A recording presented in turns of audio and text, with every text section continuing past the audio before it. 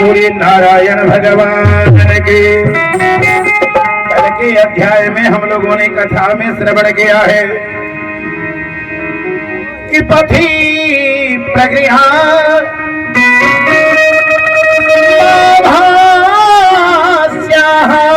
शरीरवान और गर्भो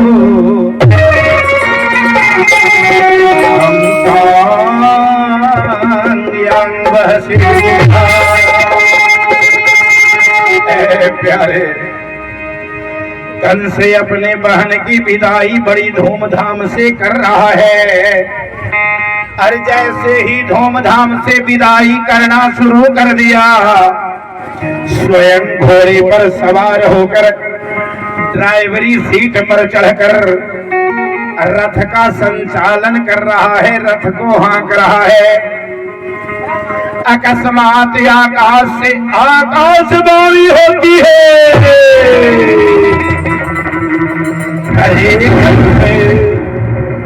जिस बहन को तुम बड़ी धूमधाम से विदा कर रहे हो, उसी का 8वां गर्भ तुम्हारा प्राण का दुश्मन बनेगा, काल बनेगा तुम्हारा। प्यारे सज्जनों ध्यान देंगे, मौत ने ऐलान कर दिया है। जैसे ही आकाशवाणी के इस शब्द को श्रवण करता है, अपने कान के माध्यम से गिर जाता है, मूर्छित होता है, होश संभालता है। प्यारे सज्जनों, नंगी तलवार निकाला, बहन को मारना चाहता है। धर्मात्मा वसुदेव जी संभाले, राजन आप राजा हो या इतने बड़े नीतिवान राजा हो कि आपने अपने कांटे को भली भांति से निकाल दिया। ये अपने रास्ते से ये आपके परम पूज्य पिताजी ये आपको अपने कर्म में रोक टोक करते थे, तो ये आपने धर्मात्मा पुण्यात्मा ये अपने पूज्य पिताजी उग्रसेन को ही जेल खाने में डाल दिया। आपके जैसा समझदार राजा कौन है? हे महाराज, आप निरंकुश राजा हैं। महाराज जानते हैं राजा कौन होते हैं? मैया मेरी ऊपर कृपा करोगी? सबको बोलोगी क्या? बोलोगी माँ कि राम सिया राम जय जय राम राम।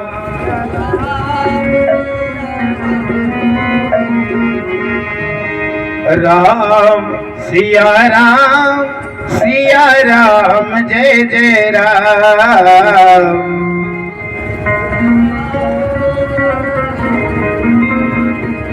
बढ़िया से भैया।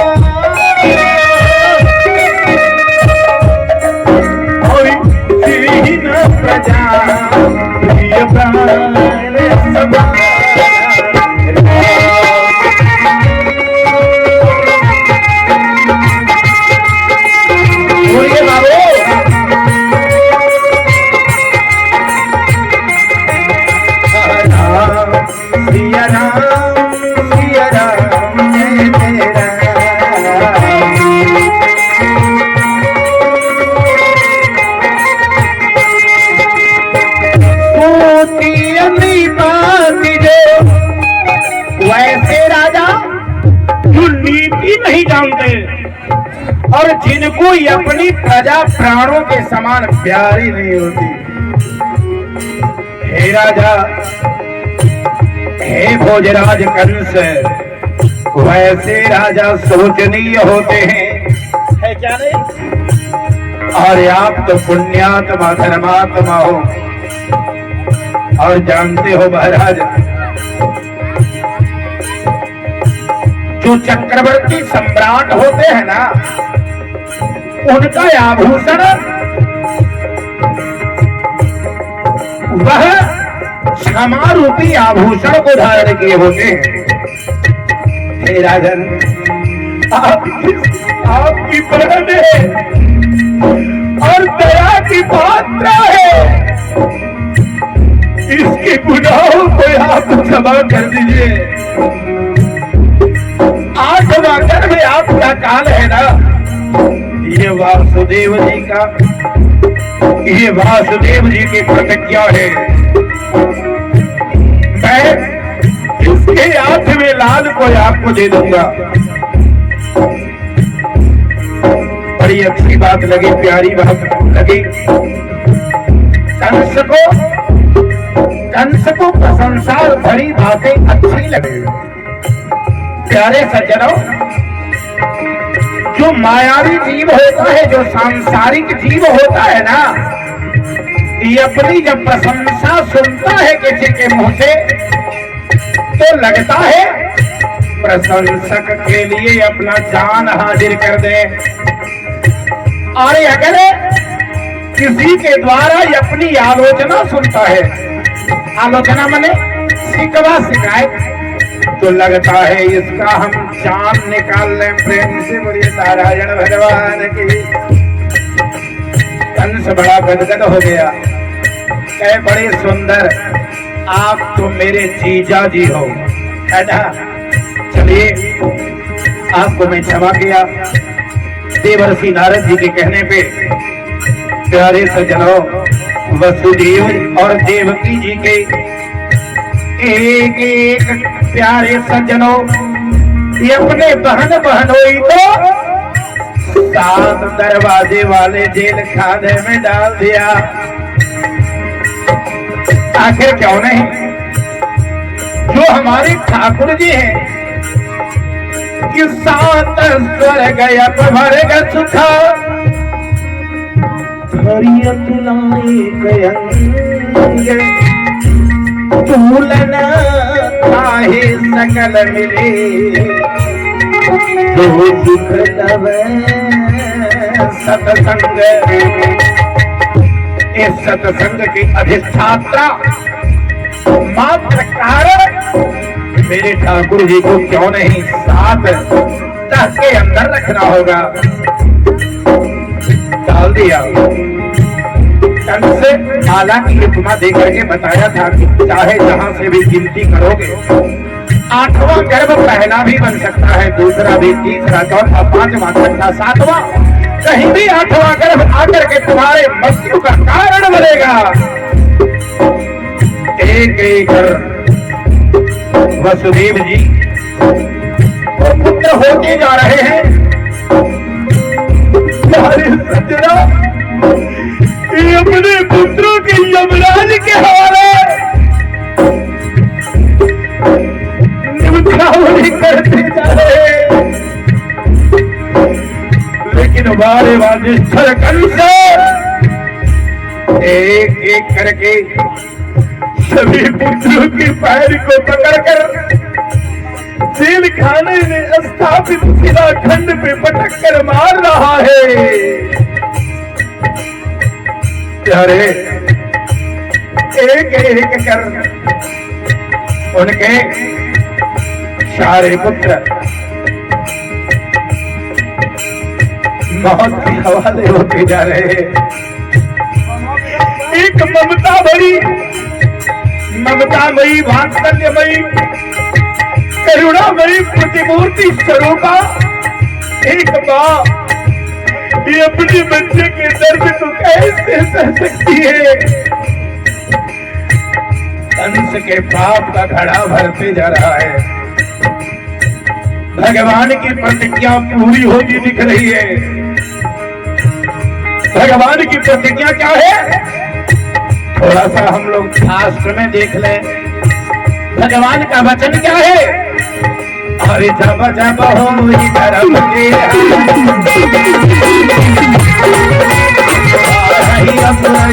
अभिमान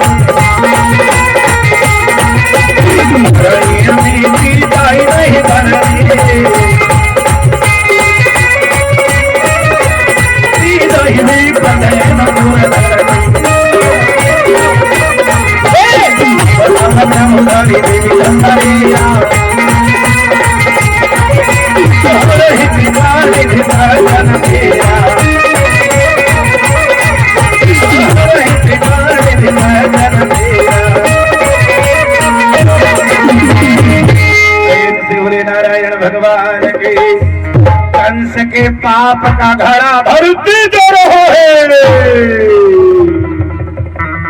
भगवान अपने भगवान के अवतार की बारी आई है। प्यारे सज्जनों ध्यान देंगे, भगवान एक वचन पहले ही दे चुके हैं। भगवान तो प्यारे सज्जनों रामावतार में भगवान बड़े थे, पहले जन्मे थे, लेकिन जब कृष्णावतार की बारी आई ना तो लखनलाल जी महाराज ने भगवान को पीछे कर दिया।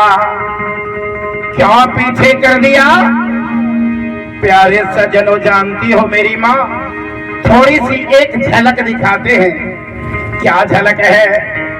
जब भगवान राम वनवास गए थे ना त्रेता युग में, जब मेरे ठाकुर जी अपने अनुज बबुआ लखनलाल और श्री किशोरी जी के साथ जब वनवास गए थे तो जंगल में बड़ी जोर से प्यास लगी महारानी सीता जी को।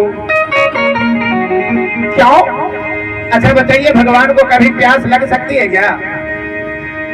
भगवान जो होते हैं वो इच्छाओं से पूरे परे होते हैं। भगवान को किसी भी इच्छा अभिलाषा की आवश्यकता नहीं होती। तथापि लीला है जनक नंदिनी जानकी श्री विदेहात्मजा को प्यास लग जाती है। क्यों? क्योंकि बबुआ लखनलाल साथ में थे ना। तभी ठाकुर जी के साथ ये अकेले में सान्निध्यता महारानी किशोरी जी को नहीं मिल पाती थी। कभी मौका ही नहीं मिलता था दिल की बात को कहने का। बहाना बनाए, बबुआ लखनलाल से कहे बड़ी जोर से प्यास लगी है। लखनलाल जी कमंडल उठाए और जल प्यारे सज्जनों जनक नंदिनी जानकी श्री विदेहात्मजा लखनलाल से कहती है बबुआ जल की प्यास लगी है। लक्ष्मण कमंडल उठाए, कहा लिखा हुआ है? का जल को गए लखन है लड़का और बड़ी खोपी अच्छा धरी का वही ठाड़े और पौछ पसे तैयारी करो और पाव पखारी हो भूरी दाढ़ी। नाथ के प्रेम लखे तब बैठी बिलावन कंटक काढ़े। पानी की प्यास का बहाना किशोरी जी बनाती हैं। जल लेने के लिए लखनलाल जी महाराज चित्रकूट के पहाड़ पर कूद रहे हैं, जल को खोज रहे हैं। इधर मैया जानकी आई, कहा भगवान एक बात बताओ, ये आपके पैर में कांटे कर गए हैं, आइए आपके पैर के कांटे को मैं निकाल दूंगी। भगवान राम कहे तुम मेरे पैर के कांटे को क्या निकालोगी? सीते चलो मैं देखता हूँ, तुम्हारे पैर के कांटे को मैं निकालता हूँ। ठाकुर जी अपने प्यारे सज्जनों खूब मेहनत किए। उस समय सुई तुई वहां पर लेकर के नहीं गए थे, पीन लेकर के नहीं गए थे, सब कह के महारानी वहीं गोविंदाय नमः है क्या नहीं? भगवान राम बड़ी ढंग से कांटा को निकालना चाह रहे, नहीं निकला। स्वयं प्यारे सज्जनों दांत से खींच करके निकाले और जब निकाले महारानी जब तक कांटा निकाल रहे हैं, सीता महारानी को पंखा नहीं है, ये अपना आंचल से हवा डोला रही है, पसीना पोंछ रही है भगवान का, और भगवान कांटा निकालने के लिए लगे हुए हैं। प्यारे सज्जनों, मेरी माताओं, अब जब उनके पैर का कांटा निकल गया, तब प्यारे सज्जनों ध्यान देंगे कि अब क्या करते हैं ठाकुर जी। ठाकुर जी के पैर के कांटे को सिया महारानी निकाली। महारानी किशोरी जी क्या करती है, भगवान के कांटे को निकालना चाहती है। जैसे ही कांटे को निकालना चाहती है, वैसे ही भगवान कहे, सीते तुम जानती नहीं हो कि दीना दयाल कहाई के धाई के, और दीन दयाल कहाई के धाई के, दीन सो क्यों स्नेह बहाए, और क्यों हरिश्चंद्र जुवेदन में निधि नाम कहो क्यों गनायो। भक्त मेरा नाम करुणा निधान कहते हैं। रास्ते में रहने वाले कांटे भी कोई अगले जन्म के मुनि महात्मा ही होंगे, जो मुनि महात्मा दर दर के भटके होंगे, और महात्मा आज हमारे रास्ते के कांटे बन करके मेरे पैर में जगह बनाने के लिए आए हैं। मेरे जगह में मेरे चरण को चूमते चूमते मेरे पैर में घुसकर मेरे चरण अमृत का पान करते हुए मेरे पैर में स्थान बना लिया। मैं बताओ, ऐसे भक्त को क्या मैं पैर से खींच कर निकाल दूं क्या? क्या कोई हमको दयालु कहेगा? क्या हमको कोई कृपालु कहेगा क्या? इसलिए हे सीते, हमारे पैर के कांटे को नहीं निकालना। प्रेम से बोलिए भक्तवत्सल भगवान के। प्यारे सज्जनों, भगवान कांटा निकालने के लिए नहीं दिए। इतनी बातचीत हो रही है, बबुआ लखनलाल जल लाते लाते थक गए। अंत में एक बाण मारते हैं। चित्रकूट के पहाड़ में बाण अंदर घुसा और पहाड़ी से जल लेते आया।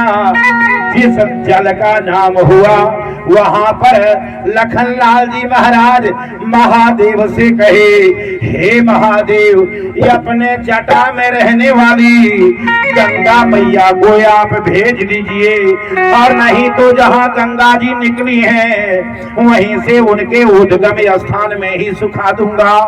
क्या नाम बेटा? प्यारे सजनों, क्या कहे कि गंगा तरंग रमणीय जटा कलापों,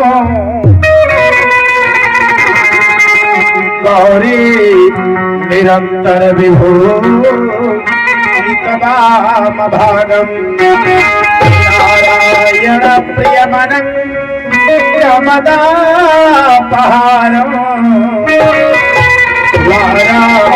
नरसिंहपुरपति भज विश्वनाथम। जैसे ही गंगा माँ को आवाहन किए, बाण उधर से फेंका गया, बाहर निकल गया, और गंगा महारानी वहीं पर निकल गई। लखनलाल जी महाराज कमंडल लेकर के चले गए, और लेकर के जल उठाए, अरे अपने भैया के पास आ गए। कहे, भैया आप ये जल लीजिए और जल का पान करिए। प्यारे सज्जनों, श्री किशोरी जी कहीं जल यहीं रख दीजिए, लेकिन जल रख दीजिए, जल मैं तब पीऊंगी जब आप एक प्रश्न का उत्तर देंगे। कहा, क्या प्रश्न है बताइए? लता के सहारे पेड़ है या पेड़ के सहारे लता है? लखनलाल जी महाराज समझ गए। कहे, भैया जिस पेड़ की उपमा दे रहे हो ना, इस पेड़ के सहारे भी लता है और लता के सहारे भी पेड़ है। माने लता आप सीता महारानी है और भगवान राम पेड़ हैं। ये आप भैया में लटपट आए हैं और भैया आपके सहारे हैं, इसलिए दोनों मिलकर के इतना घना छाया किए हैं कि आप लोगों के छत्र छाया में, ये आप लोगों के कृपा छाया में रहने वाला लक्ष्मण ये अपने आप को भाग्यशाली समझ रहा है। बड़ा सटीक उत्तर मिल गया और जब सटीक उत्तर मिल गया लखन लाल जी महाराज कहे भैया जल पीने के लिए आप दोनों भुला गए क्या?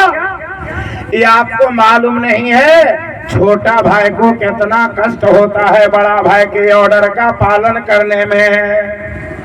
कहा लखन लाल जी हम तो समझ रहे हैं, कहा इसलिए एक बार कम से कम छोटा भाई बन करके तो देखिए बड़ा भाई का ऑर्डर पालन करने में, बड़ा भाई का ऑर्डर का पालन करने में, आदेश के पालन में छोटा भाई को कितना मेहनत लगता है। कहे कोई बात नहीं है, जिस समय मैं श्री कृष्ण अवतार में आऊंगा द्वापर में जब मेरा जन्म होगा उस समय आप मेरे बड़े भैया बलराम के रूप में रहेंगे और मैं छोटा भाई कृष्ण बनूंगा। प्रेम से बोलिए नारायण भगवान की। अब मैया जब इतनी सी बात हो गई ना, इतनी बात हो गई तब क्या हुआ मेरी मां ध्यान देना। प्यारे सज्जनों दोनों तरफ से वादे हो गए। आज प्यारे सज्जनों 6 गर्भों का विनाश कंस कर दिया है। प्यारे सज्जनों 7वां गर्भ में हमारे बलराम जी महाराज आए, स्वयं साक्षात शेषानाग आए। और जब शेषानाग जी आते हैं प्यारे मेरी माताओं तो ध्यान दीजिए क्या हुआ। महारानी देवकी के शरीर के अंदर एक अद्भुत प्रकाश की ज्योति जल गई। शरीर प्यारे सज्जनों बदन चमकने लगा।